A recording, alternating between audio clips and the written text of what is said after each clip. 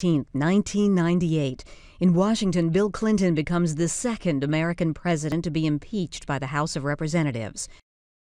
The Republican-controlled House impeaches Democrat Clinton for perjury and obstruction of justice over the Monica Lewinsky scandal.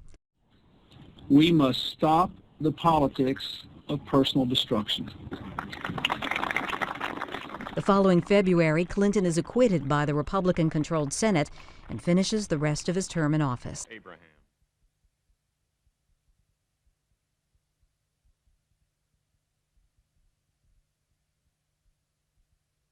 I wish the American people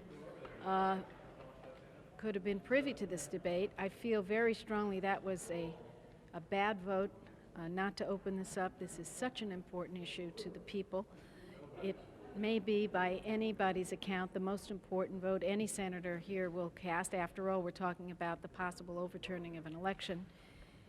I feel the people have a right to hear our reasoning, and I'm very glad we'll be able to put our statement into the congressional record, but I don't think that is a substitute for actually seeing what goes on in the United States Senate.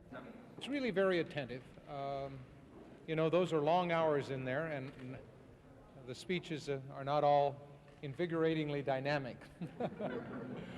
But I do believe all of the senators are attentive and listening and concerned and comparing notes with what is said. Mr. Speaker, I have never fully appreciated before just how out of touch this institution is with the needs of the American people. 43 million Americans have no health insurance. Millions of senior citizens cannot afford their prescription drugs. And this House is going to vote to send to the Senate for a trial to go on month after month after month to discuss where Bill Clinton touched Monica Lewinsky. The global economy is volatile. The average American today is working longer hours for lower wages, and we have the widest gap between the rich and the poor. And we are voting today, perhaps, to paralyze our government as the Senate explores the president's extramarital relations and his lies and his cover-up of that relationship.